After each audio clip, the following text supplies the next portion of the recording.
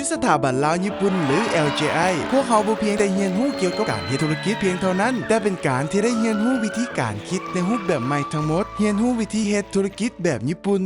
LJI บ่ได้เรียนเพียงแต่ทฤษฎีเพียงเท่านั้นแต่พวกเขาเน้นการลงมือเฮ็ดตัวจริงเพื่อปลดล็อกและเปิดโอกาสที่แท้จริงของประเทศลาวและอนาคตของพวกเขา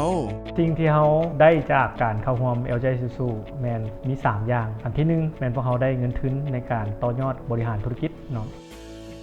อันที่2ได้เรียนรู้จากเมนเตอร์ที่ว่าเพิ่นเข้าร่วมอยู่ในโครงการ LJI Isuzu นั้น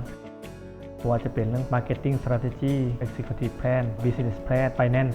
เนาะแต่อันสุดท้ายเนาะ Network สายสัมพันธ์กับผู้เข้าร่วม LJI Isuzu นำกัน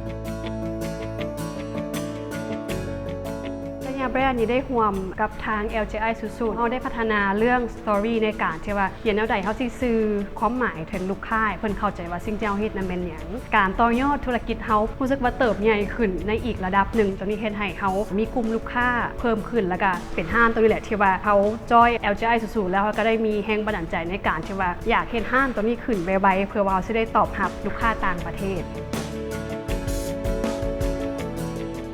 LJI Isuzu นี่ก็ย่อมาจาก SU หันแมน Start Up และ Scale Up กลายมาเป็น LJI Isuzu ซึ่งเหมาะสมกับการเป็นคำเว้าของภาษาลาวได้เข้าใจง่ายๆว่าพวกเขาต้องพยายามพวกเขาต้องสู้ๆแน่นอนการส่งเสริมเวียกงานต่างๆนี่พวกเขาได้รับการสนับสนุนจากทั้งองค์การใจกล้าประจำลาวเฮานี้นอกจาก LJI Isuzu แล้วพวกเขายังมีเวียกงาน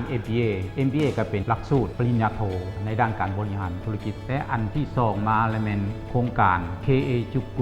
กุนี่เป็นการฝึกอบรมแบบพิเศษ6เดือน6วีซ่าเพื่อสร้างนักธุรกิจมืออาชีพอีกรูปแบบหนึ่ง